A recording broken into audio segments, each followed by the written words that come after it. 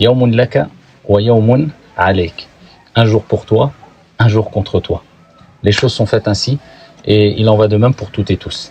Un jour de joie, un jour de réjouissance, un jour de bonheur et un autre jour de tristesse, d'angoisse, ici où on se sent pas très bien. C'est comme ça, mais par contre il faut savoir que s'il n'y avait pas ces jours de tristesse, ces jours d'angoisse, ces jours de quelque part désespoir, qui laisseront place à un moment ou à un autre à la joie, à la réjouissance, au bonheur, bien sûr ils laisseront place à un moment ou à un autre, car le mal ne perdure pas. فَإِنَّ مَعَ الْعُسْرِ يُسْرًا إِنَّ مَعَ الْعُسْرِ يُسْرًا. Certes, accompagné de la difficulté, il y a la facilité. Et Dieu répète, accompagné de la difficulté, il y a la facilité. S'il n'y avait pas ces jours de tristesse, d'angoisse, eh bien, qui laissent place à un moment ou à un autre au jour de joie, eh bien, on ne donnerait pas autant de valeur, on n'apprécierait pas autant ces jours de joie et de félicité. Pourquoi ? Parce que si on vivait que la joie, que le bonheur, tous les jours, eh bien, on banaliserait peut-être ce bonheur, cette réjouissance, ce sentiment de bien-être. On lui donnerait plus d'importance. Mais lorsqu'on passe par des tempêtes, et ensuite ces tempêtes se dissipent de par la clémence et la miséricorde du Très-Haut, eh bien on apprécie encore plus cette joie, ce bonheur, cette délivrance. Ainsi va la vie, yawmun laka wa yawmun alayk, un jour pour toi et un jour contre toi. Eh bien ici il faut savoir que celles et ceux par contre qui ont provoqué cette détresse chez toi, cette angoisse, ce mal-être, ce déshonneur chez toi, eh bien tout se paye. Je ne dirais pas la roue tourne, parce que cette expression est basée quelque part sur du hasard. Non, tout se paye, parce qu'il y a le Très-Haut qui voit, et le Très-Haut est celui dont rien n'échappe. Et le Très-Haut, Allah subhanahu wa ta'ala, c'est celui qui a interdit al-dhulm, l'injustice. Et c'est celui qui a rappelé qu'il s'est interdit à lui-même l'injustice. Et il l'a dit à travers son messager, alayhi salatu wassalam, Inna dhulm dhulumatun yawm al-qiyamah. Certes, l'injustice, dit si tu veux la hugra, ou quand tu hagar quelqu'un, quand tu opprimes, quand tu oppresses quelqu'un, eh bien c'est une source de ténèbres au jour de la résurrection. Eh bien celles et ceux qui ont provoqué cela, ceux qui te dénigrent, ceux qui t'insultent, ceux qui te rabaissent, ceux qui te calomnient, ceux ils veulent t'écraser, ceux qui mitonnent contre toi, ceux qui lancent des fausses rumeurs contre toi. Il y en a plein. Autour de nous, il y en a plein. Et on demande à Allah subhanahu wa ta'ala de nous préserver, de faire partie de ces gens-là, de ces gens mauvais. Eh bien, sache que tout se paye. Et sache une chose, que lorsqu'il t'arrive un mal, eh bien, celui qui est en face de toi, qui te fait le mal, qui t'opprime, quelque part, eh bien, il est touché aussi par un mal. C'est déjà, ici, le premier début, ou le début, ici, de la réponse à son mal. Il commence déjà à payer. Dieu dit dans le Coran, et il parle particulièrement de Ghazwatu Uhud, lorsqu'il y a eu quelque part une défaite. Eh bien ici, quand ils ont voulu les opprimer, les agresser, eh bien quand ils se sont défendus les musulmans, eh bien quand ils ont eu des pertes, quand ils ont eu très mal, eh bien le Très-Haut rappelle que vous avez eu mal, mais eux aussi, lorsqu'ils vous font mal, eux aussi ont mal. Pour nous rappeler, de manière générale, c'est une règle générale, quand quelqu'un te fait une injustice, quand quelqu'un te provoque injustement, quand quelqu'un te rabaisse, quand quelqu'un veut te faire mal, ça va te faire mal, c'est naturel. Mais sache que lui déjà aura mal aussi. Lui aussi, il payera, il commencera déjà à payer cette injustice. Mais toi, qu'est-ce qui t'est demandé ? C'est de savoir que la roue tourne quelque part. On se comprend quand je dis ça. Je préfère utiliser l'expression « tout se paye ». Mais toi, qu'est-ce qui t'est demandé ? As-sabr wal-ihtisab fi sabilillah. C'est de patienter, d'espérer la récompense divine. Pas patienter parce que tu es faible, parce que « man tawada'a lillah rafa'ah ». Le prophète alayhi salatu wassalam, il nous dit, celui qui agit avec retenue, modestie, qui se rabaisse pour Dieu, Allah subhanahu wa ta'ala l'élève. Et c'est pour cela que le prophète sallallahu alayhi wa sallam nous dit, il n'y a pas une personne qui patiente face à une injustice. Comme je dis précédemment, on veut t'écraser, on ment sur toi, on salit ton honneur, on salit ton image, on rit de toi. Laisse-les. Rira bien qu'il rira le dernier. Ils rient aujourd'hui, demain ils pleureront, toi tu riras. N'oublie jamais ça. Peu importe qui est en face de toi, peu importe. Toi, il t'est demandé d'agir avec sagesse retenue. C'est pas de te laisser écraser, mais d'éviter de répondre au mal par le mal, en évitant le mal d'autrui intelligemment.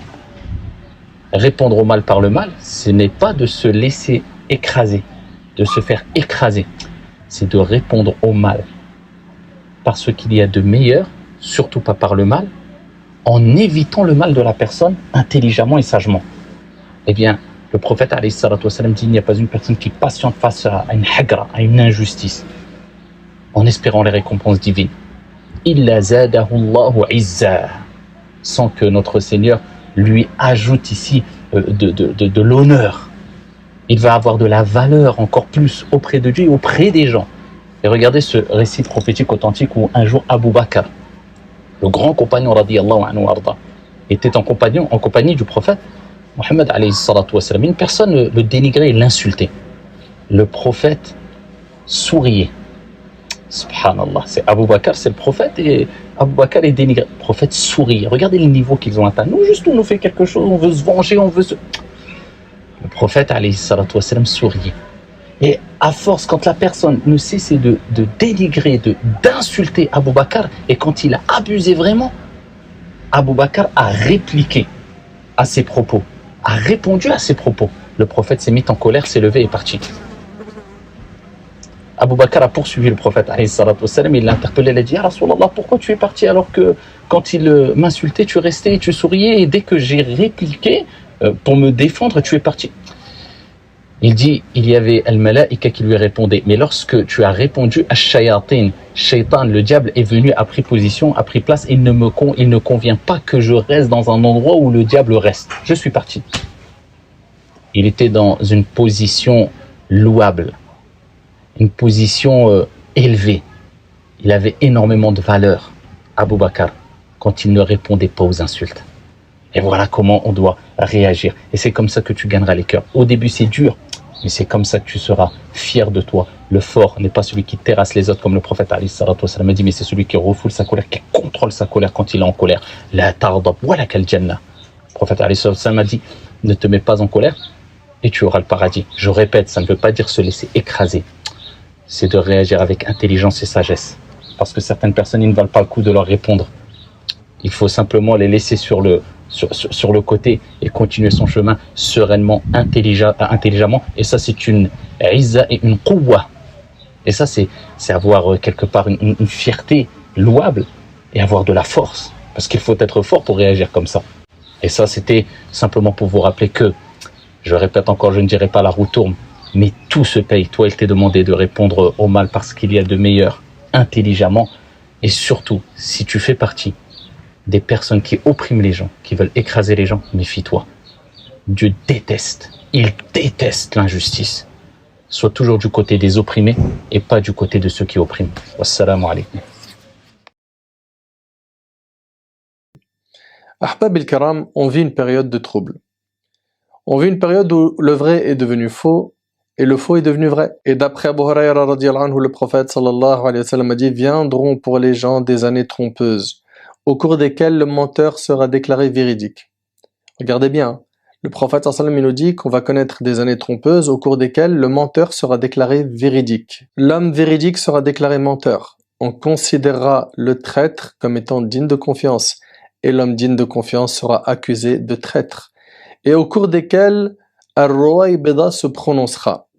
Quelqu'un a demandé au messager d'Allah, qui est Ar-Ruwaybida? Et le prophète sallallahu alayhi wa sallam répondit, l'homme vil, doté de peu de science, qui se prononcera dans les affaires du peuple rapporté par Ibn Majah. Nous vivons cette époque. Dans ce climat électrique, il est important de rappeler aux musulmans et aux musulmanes qu'il ne faut pas perdre espoir en Allah tabarak wa ta'ala et qu'il faut continuer à construire. Comme vous le savez, cette vie n'est pas stable. Cette vie contient du bon et du mauvais, des moments de joie et des moments de tristesse. Et l'espoir est un moteur qui aide à surmonter les épreuves. Ce qui pousse un commerçant à voyager et prendre des risques, c'est son espoir de gagner de l'argent. Ce qui fait qu'un étudiant veille à réviser et à faire beaucoup d'efforts, c'est son espoir de réussir son année. Ce qui fait aimer aux malades ces médicaments amers, qui sont difficiles à prendre, c'est son espoir de guérir. Et ce qui encourage le croyant à délaisser ses passions illicites et à tenir face aux tempêtes, à obéir à Allah tabarak wa ta'ala, c'est son espoir d'obtenir sa satisfaction et son paradis. Comprenez, Ahbab el-Karam, que l'espoir est très important dans la vie d'un musulman. Une vie sans espoir est une vie très dure. Aujourd'hui, avec l'aide d'Allah tabarak wa ta'ala, on va parler de 4 points. 1. L'interdiction de désespérer malgré que nous vivons une vie pleine d'épreuves. 2. L'importance de l'espoir dans la vie. 3. les sources d'espoir chez le musulman. 4, ça sera une conclusion. Premièrement, l'interdiction de désespérer. Allah tabaraka wa ta'ala a interdit de désespérer en lui azza wa jal.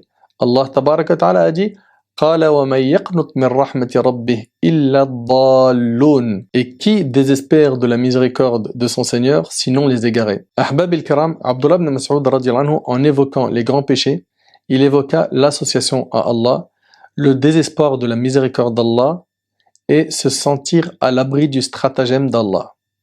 Le désespoir est une cause de la corruption du cœur. Un cœur ne peut être en bon état alors qu'il est noyé dans le désespoir. Et d'après Abu Hurayra radiyallahu anhu, le prophète sallallahu alayhi wa sallam a dit: lorsque vous entendez quelqu'un dire les gens ont péri, sachez qu'il est celui qui périt le plus, rapporté par Muslim. Dites jamais c'est fichu pour la Ummah. N'ayez jamais ce discours pessimiste. N'ayez jamais ce discours pessimiste. Comprenez donc qu'il faut garder espoir en Allah Azza wa Jal, et ce, même si vous êtes éprouvé. Et même si l'épreuve s'est intensifiée. Et comme vous le savez, l'épreuve fait partie de la vie du croyant, et celle-ci sert à le purifier et à l'élever en degré. Allah Tabaraka wa Ta'ala a dit dans Surat Al-Ankabut, je vous rappelle ces quelques versets et ces hadiths du prophète sallallahu alayhi wa sallam sur les épreuves. Dans Surat Al-Ankabut, Allah Tabaraka wa Ta'ala a dit بعد أعوذ بالله من الشيطان الرجيم بسم الله الرحمن الرحيم ألف لام ميم أحسب الناس أن يتركوا أن يقولوا آمنا وهم لا يفتنون ألف لام ميم. Est-ce que les gens pensent qu'on les laissera dire nous croyons sans les éprouver? Est-ce que vous pensez que vous allez vivre une vie de croyant sans épreuve? C'est pas possible. Allah tabaraka wa ta'ala dit également dans Surat Al-Baqarah Am hasibtum an tadkhulul jannah wa lamma ya'tikum mathalul ladhina khalaw min qablikum massathumul ba'sa wad-dharra wa zulzilu hatta yaqula ar-rasul wal ladhina amanu ma'ah mata nasrullah ala inna nasrallahi qarib. Allah Azza wa Jalla nous dit: pensez-vous entrer au paradis alors que vous n'avez pas encore subi des épreuves semblables à celles que subirent ceux qui vécurent avant vous? Misère et maladie les avaient touchés, et ils furent secoués jusqu'à ce que le messager, et avec lui ceux qui avaient cru, se fussent écriés: quand viendra le secours d'Allah? Quoi? Le secours d'Allah est sûrement proche. Allahu Akbar. Allah Azza wa Jal nous rappelle qu'on entrera au paradis que lorsqu'on aura vécu des épreuves semblables à celles qu'ont subies nos ancêtres. Gardez ça en tête. Cette vie, sa base, c'est l'épreuve. Et gardez également en tête qu'Allah Tabaraka wa Ta'ala ne fait jamais porter une charge au-dessus de la capacité d'une personne. C'est-à-dire que s'il t'a fait porter telle ou telle épreuve, c'est que tu as la capacité de la supporter. Allah Tabaraka wa Ta'ala dit dans Surat Al-Imran La tublawunna fi amwalikum wa anfusikum ولا تسمعن من الذين أوتوا الكتاب من قبلكم ومن الذين أشركوا أذى كثيرا وإن تصبروا وتتقوا فإن ذلك من عزم الأمور. Certes, vous serez éprouvés dans vos biens et vos personnes. Écoutez bien ce qu'Allah subhanahu wa ta'ala nous dit, s'il vous plaît. Et certes, vous entendrez de la part de ceux à qui le livre a été donné avant vous et de la part des associateurs beaucoup de propos désagréables. Mais si vous êtes endurant et pieux, voilà bien la meilleure résolution à prendre. Allahu Akbar. Ici, Allah Tabaraka wa Ta'ala nous dit qu'on va entendre des propos désagréables. Et il nous dit, Azza wa Jal, mais si vous êtes endurant, soyez patient, soyez fort, tenez le coup, la vie est courte. Vous savez en plus que le prophète sallallahu alayhi wa sallam a dit, ma communauté vivra entre 60 et 70 ans et peu d'entre eux dépasseront cet âge. T'as quel âge? Fais le bilan de ta vie. Il est possible que ce soit bientôt notre fin. Accrochez-vous donc et soyez forts. Allah Ta'ala dit, mais si vous êtes endurant et pieux, voilà bien la meilleure résolution à prendre. Soyez patient et soyez pieux. Tout a une fin. Les épreuves ont une fin. Cette vie a une fin. Et nous, on le sait, qu'après cette vie, on en a une autre qui nous attend et qui, elle, est éternelle. Anas radiyallahu ta'ala anhu a dit, le messager d'Allah sallallahu alayhi wa sallam a dit, quand Allah veut du bien de son serviteur, il lui accélère son châtiment dans ce monde. Allahu Akbar. C'est-à-dire quand Allah il te veut du bien, il va t'accélérer ton châtiment ici-bas. Pourquoi? Pour que tu ne payes pas de facture le jour du jugement. C'est-à-dire que tu vas te retrouver avec des problèmes de famille, de santé, d'argent, etc. Et ça va être comme ça tout au long de ta vie. Pourquoi? Parce qu'Allah, il te veut du bien. Il veut te préparer à ce que lorsque tu arrives le jour du jugement, tu sois lavé de tes fautes. Quand il veut du mal de son serviteur, il s'abstient de le châtier pour sa faute jusqu'à ce qu'il en reçoive sa punition entière le jour de la résurrection. Subhanallah. Le prophète sallallahu alayhi wa sallam a dit aussi, la grandeur de la récompense va de pair avec la grandeur de l'épreuve. Subhanallah. C'est-à-dire que plus l'épreuve elle est grande, plus la récompense elle est grande. Accrochez-vous. Tenez bon. Allah le Très-Haut, quand il aime les gens, les éprouve. Est-ce que tu médites ces paroles? Quand Allah aime les gens, il les éprouve. Celui qui accepte l'épreuve avec abnégation aura la satisfaction d'Allah. Et celui qui lui oppose son mécontentement, Allah sera mécontent de lui, rapporté par Tirmidhi. Et sachez que les personnes qui ont la foi la plus complète sont les personnes les plus éprouvées. D'après Sa'd radiyallahu anhu, il a demandé au prophète sallallahu alayhi wa sallam, qui sont les gens les plus éprouvés? Le prophète sallallahu alayhi wa sallam a dit, les gens les plus éprouvés sont les prophètes. Puis ceux qui leur succèdent en degré. L'homme est éprouvé selon le degré de sa piété. Si sa foi est solide, son épreuve est encore plus dure. Et si sa foi n'est pas solide, il sera éprouvé selon le degré de sa foi. Tu médites sur ces paroles? Comprends donc que plus tu vas cheminer vers Allah, plus tu vas augmenter ta foi, plus les épreuves vont grandir. Mais pourquoi? C'est un bien, sache-le, c'est une purification pour toi, c'est une élévation en degré pour toi. Le prophète sallam a dit, le croyant ne cesse d'être éprouvé jusqu'à ce qu'il marche sur terre lavé de toute faute. Allahu Akbar. Le hadith est rapporté par l'imam al-Tirmidhi, Ibn Majah, al-Darimi, Ibn Hibban, al-Hakim, l'imam Ahmad, avec une chaîne de transmission authentique. Gardez en tête, Ahbab al-Karam, vous qui êtes éprouvés, que seul Allah tabarak wa ta'ala peut vous délivrer de toutes ces épreuves. Allah ta'ala a dit, wa yamsaska Allahu bidur فلا كاشف له إلا هو وإن يمسسك بخير فهو على كل شيء قدير وهو القاهر فوق عباده وهو الحكيم الخبير. Allah tabarak wa ta'ala dit dans Sourate Al-An'am, Sourate 6, versets 17 et 18, et si Allah fait qu'un malheur te touche, nul autre que lui ne peut l'enlever. Tu médites sur ce verset s'il te plaît? Et s'il fait qu'un bonheur te touche, c'est qu'il est omnipotent. C'est lui le dominateur suprême sur ses serviteurs, c'est lui le sage, le parfaitement connaisseur. Ibn Abbas radiyallahu anhu a dit, Allah nous suffit et quel bon défenseur. C'est la formule prononcée par Ibrahim quand on le jeta au feu. Allahu Akbar. Ibrahim alayhi salam, comme vous le savez, il a été éprouvé. Après avoir cassé les statues, son peuple décida de le punir. Ils l'ont mis dans une catapulte et ils ont allumé un immense feu pour le jeter dans ce feu. Puis Ibrahim alayhi salam a dit Hasbunallah wa ni'mal wakil, c'est-à-dire Allah nous suffit et quel bon défenseur. Et comme vous le savez, Allah Ta'ala a dit wa qulna ya nar kuni bardan wa salaman ala Ibrahim. Allah a dit au feu d'être paix et fraîcheur pour Ibrahim et le feu n'a pas brûlé Ibrahim. Et cette parole Allah nous suffit et quel bon défenseur, Hasbunallah wa ni'mal wakil, a été prononcé également par Muhammad sallallahu alayhi wa sallam quand on lui a dit les gens ont mobilisé des masses contre vous, craignez-les. Ils sont nombreux contre vous. Ils veulent vous faire du tort, du mal. Craignez-les. Cela augmenta leur foi. Et ils dirent Allah nous suffit et quel bon défenseur. Hasbunallah wa ni'mal wakil. Pourquoi est-ce qu'ils ont dit ces paroles? Parce qu'ils savent qu'Allah leur suffit. À partir du moment où tu as confiance en Allah subhanahu wa ta'ala, n'aie peur de rien. Allah tabarak wa ta'ala te suffit. Tu as le maître à tes côtés. Tu as celui qui gère ce royaume. Allah subhanahu wa ta'ala. Et puis sachez que nous sommes dans la fin des temps. Et que plus le temps passe, plus la pratique de la religion sera difficile. Mais retenez que la récompense sera au rendez-vous. Bi'idhnillahi tabarak wa ta'ala. Abu Hurayra radiyallahu anhu rapporte que le prophète sallallahu alayhi wa sallam a dit à ses débuts, l'islam était étranger et c'est ainsi qu'il redeviendra un jour autant qu'à ses débuts.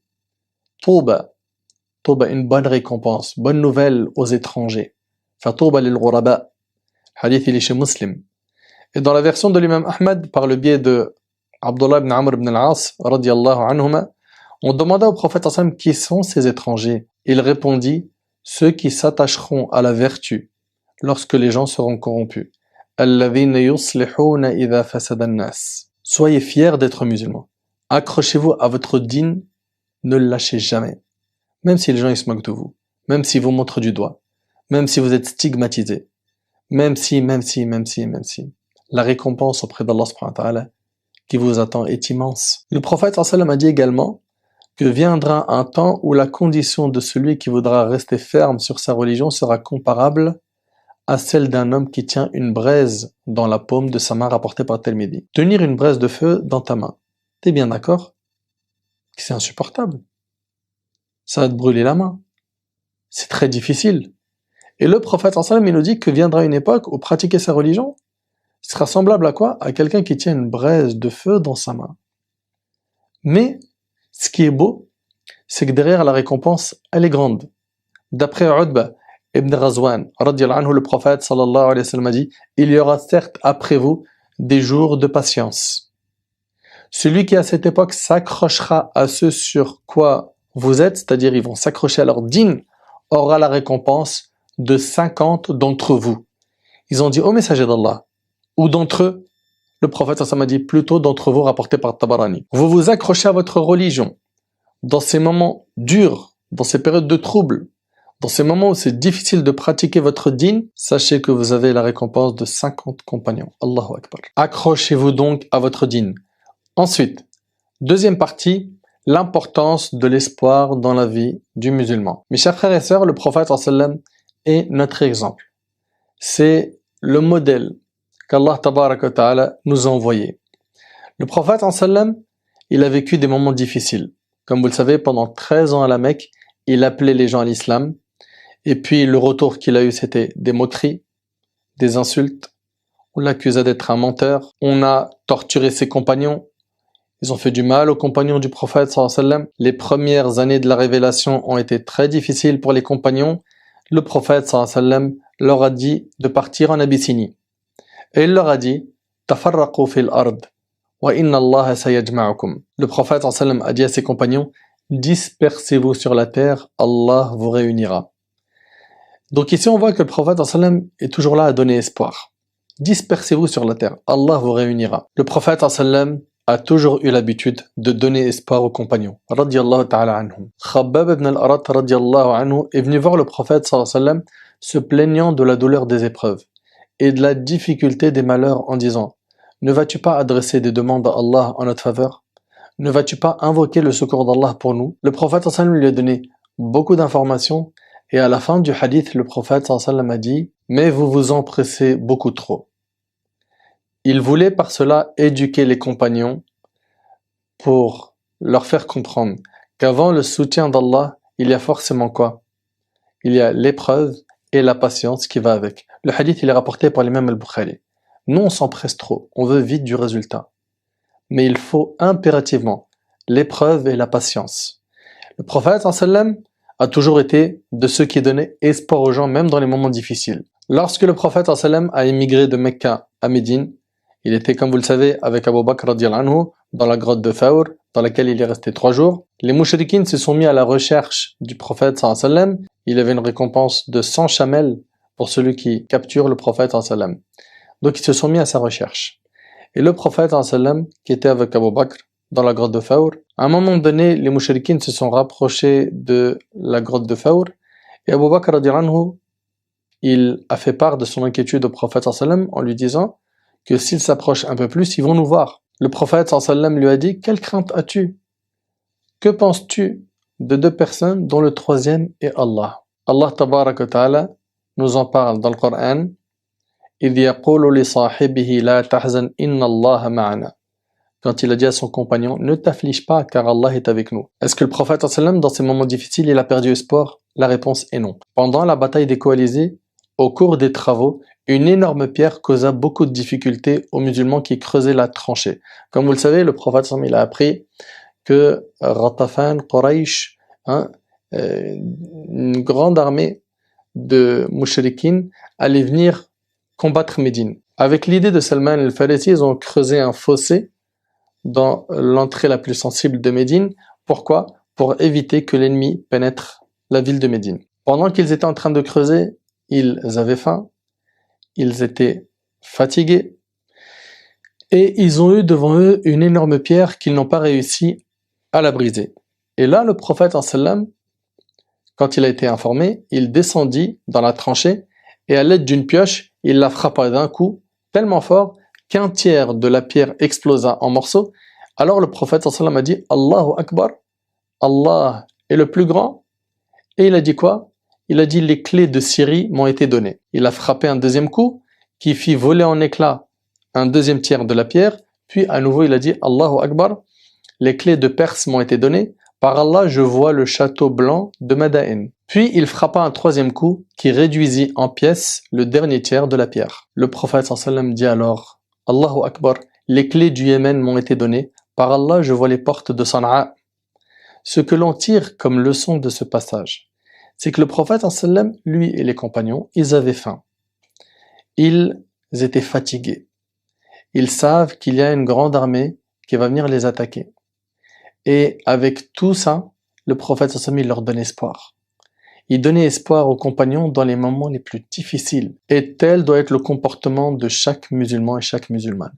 Il faut impérativement que, pendant les moments difficiles, on soit des moteurs d'espoir et non l'inverse. Et je rappelle que nous qui appelons Allah subhanahu wa ta'ala, nous sommes responsables de la transmission du message et non du résultat. Je dis ça pourquoi? Parce qu'il est possible que certains imams pendant cette période difficile commencent à perdre espoir. Ne perds pas espoir, accroche-toi et remplis ta mission. Et rappelle-toi que tu n'es pas responsable du résultat. Ce qui t'est demandé, c'est de faire le bien, de propager le bien, et non pas avoir du résultat. Je te rappelle qu'Ibn Abbas radiyallahu anhu rapporte que le prophète sallallahu alayhi wa sallam a dit « Les différentes communautés me furent présentées et je vis un prophète ou deux passer accompagné d'un groupe d'hommes. Un prophète qui n'avait aucun compagnon. » C'est-à-dire que le jour du jugement, il y aura un prophète que personne n'a suivi. Retiens bien que ce qui est demandé au prophète, c'est de transmettre et non le résultat. Il en est de même pour nous. Et ce hadith, il est rapporté par l'imam Muslim. Mes frères et sœurs, notre prophète Ibrahim alayhi salatu wassalam, alors qu'il était devenu âgé et qu'il n'avait pas encore eu d'enfant, il demanda à Allah Ta'ala de lui accorder un enfant pieux. Pas n'importe quel enfant, un enfant pieux. Il a toujours eu une bonne opinion d'Allah Subhanahu wa Ta'ala.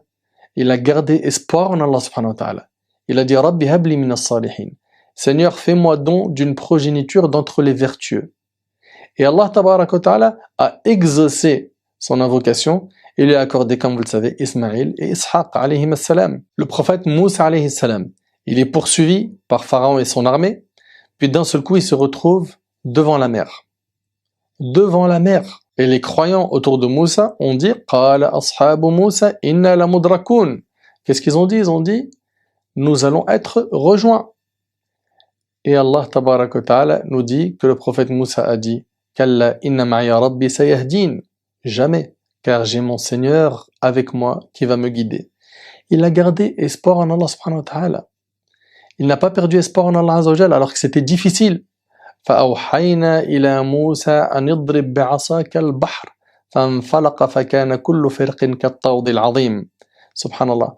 Allah tabaraka wa ta'ala nous dit alors nous révélâmes à Moussa frappe la mer de ton bâton. Elle se fendit alors et chaque versant fut comme une énorme montagne. Nous fîmes approcher les autres, c'est-à-dire Pharaon et son peuple, et nous sauvâmes Moussa et tous ceux qui étaient avec lui. Ensuite, nous noyâmes les autres. Voilà bien là un prodige, mais la plupart d'entre eux ne croient pas. Le prophète Yaqub alayhi salam, il aimait beaucoup son fils Youssouf, qui, comme vous le savez, a été jeté dans le puits par ses frères, qui l'enviaient. Il n'a pas connu le désespoir. Qu'est-ce qu'il a dit? Il a dit « Fasabrun jamil », n'est-ce pas? Puis par la suite, il a perdu Benjamin, Benyamin, n'est-ce pas? Et il a même perdu la vue. Qu'est-ce qu'il a dit à ce moment-là? Fasabrun jamil, asa Allahu an ya'tiyani bihim jami'a, innahu huwa al-alim al-hakim. Peut-être qu'Allah me les rendra tous. C'est lui le savant, le sage. Il n'a pas perdu espoir. Ayyub alayhi salam, Allah tabaraka wa ta'ala l'a éprouvé. Il a perdu sa richesse, ses enfants, sa santé. Et ça a duré très longtemps. Ayyub alayhi salam a invoqué Allah subhanahu wa ta'ala wa ayyuba idh nada rabbah anni massani ad-durr wa anta arhamur rahimin fastajabna lahu fakashafna ma bihi min durr wa ataynahu ahlahu wa mithlahum ma'ahum rahmatan min indina wa dhikra lil 'abidin. Et Ayyub, quand il implora son Seigneur, le mal m'a touché, mais toi tu es le plus miséricordieux des miséricordieux. Nous l'exaucâmes enlevâmes le mal qu'il avait, lui rendîmes les siens et autant qu'eux avec eux par miséricorde de notre part et en tant que rappel aux adorateurs. Yunus alayhi salam, comme vous le savez, il a été avalé par ce grand poisson et subhanallah, il n'a pas perdu espoir. Il était dans les ténèbres du ventre du poisson, les ténèbres de la nuit, les ténèbres de la mer. فنادى في الظلمات أن لا إله إلا أنت سبحانك إني كنت من الظالمين فاستجبنا له ونجيناه من الغم وكذلك ننجي المؤمنين. Et Yunus, nous dit Allah, quand il partit irrité, il pensa que nous n'allons pas l'éprouver. Puis il dit dans les ténèbres, l'appel que voici, pas de divinité à part toi, pureté à toi, j'ai été vraiment du nombre des injustes. Nous l'exaucâmes et le sauvâmes de son angoisse, et c'est ainsi que nous sauverons les croyants. Yunus alayhi salam n'a pas perdu espoir. À travers toutes ces histoires, on voit qu'aucun parmi les prophètes, qui sont nos modèles, n'a perdu espoir en Allah subhanahu wa ta'ala. L'humain, de par sa nature, aime les bonnes nouvelles, et cela le rassure. La bonne nouvelle est une source d'énergie. Par contre, faire fuir les gens par des discours pessimistes, cela fait naître le désespoir. Le prophète sallallahu alayhi wa sallam, dans le hadith de Anas ibn Malik radiyallahu ta'ala anhu, il a dit « Yassiru wa la tu'assiru » Rendez les choses faciles, ne les rendez pas dures. Et il a dit, sallallahu alayhi wa sallam, annoncez des bonnes nouvelles et ne faites pas fuir les gens. Dans mon discours, ne comprenez pas que je suis en train de déconnecter les gens de la réalité du contexte. Non. Je sais que nous sommes en train de vivre des jours difficiles. Mais il faut impérativement se rappeler que nos prophètes, que les compagnons, nos ancêtres, les pieux prédécesseurs ont connu des difficultés qui étaient plus grandes. Ils n'ont pas perdu espoir. Ils se sont accrochés. Et c'est ça qu'il faut garder en tête, Allah barik fikum.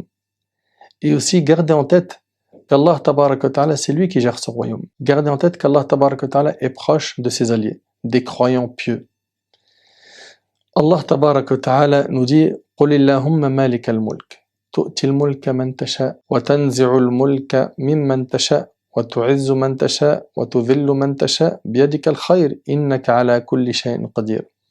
Dis, ô Allah, maître de l'autorité absolue, tu donnes l'autorité à qui tu veux, et tu arraches l'autorité à qui tu veux, et tu donnes la puissance à qui tu veux, et tu humilies qui tu veux. Le bien est en ta main, et tu es omnipotent. Dans ce verset, on comprend que la puissance appartient à Allah, et qu'il ne faut s'en remettre qu'à lui.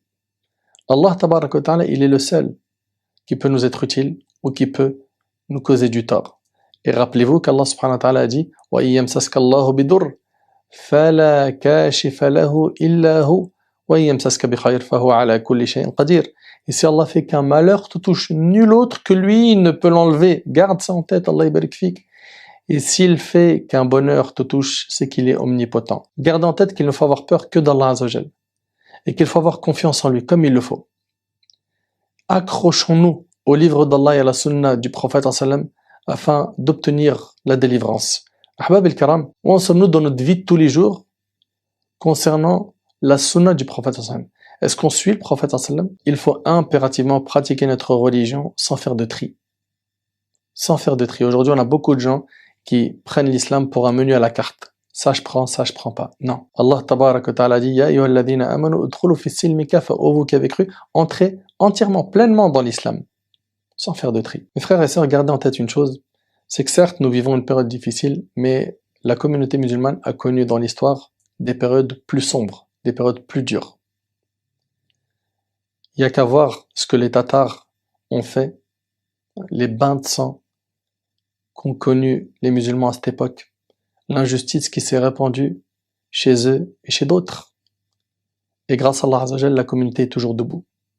Elle est toujours debout. Certes, les temps sont durs pour les musulmans de France. Mais je vous rappelle tout de même qu'il y a eu une belle évolution durant ces dernières années. Faut pas l'oublier. Il y a 60 ans en France, nos lieux de culte se comptaient sur les doigts d'une main. Manger halal était difficile. L'accès à l'apprentissage de la religion, à l'éducation était très limité. Méditez sur tout ça. Et sur cette évolution. Attention, je suis pas en train de dire qu'on est au top. Que ça y est, on peut plus rien faire de plus. Non. Mais je veux dire que grâce à Allah subhanahu wa ta'ala, il y a quand même du khair qui a été fait. Il faut continuer à œuvrer dans le bien. Et ce, jusqu'à notre dernier souffle. Ahbab el-Karam, après avoir entendu tout cela, je vous invite, ainsi que moi-même, à ne pas nous contenter d'avoir espoir seulement. Mais il faudra impérativement, 1. Se réformer soi-même. Allah tabarak wa ta'ala dit dans Surat al-Ra'd, Surat 13, verset 11, Inna Allah la yughayyiru ma biqawm hatta yughayyiru ma bi anfusihim. En vérité, Allah ne modifie point l'état d'un peuple tant que les individus qui le composent ne modifient pas ce qui est en eux-mêmes. C'est-à-dire que si toi tu veux que les choses changent, commence déjà par changer. Au niveau individuel, j'ai des conseils à te donner. Au niveau familial également et au niveau collectif. Alors au niveau individuel, il faut voir sa vie comme un projet. C'est quoi le projet de ma vie? La réponse à ça doit être de faire le bien au quotidien en cumulant les bonnes actions et en planifiant quelque chose de majeur. Est-ce que j'ai envie de laisser une œuvre écrite? Est-ce que je vais me concentrer sur l'éducation? Est-ce que je vais laisser une belle sadaqa jariya ou plusieurs sadaqa jariya? Est-ce que je vais me concentrer sur la résolution d'un problème de société? Bref, quelle est ma contribution à moi personnellement dans ce monde afin de plaire à mon Seigneur, Azza wa Jal.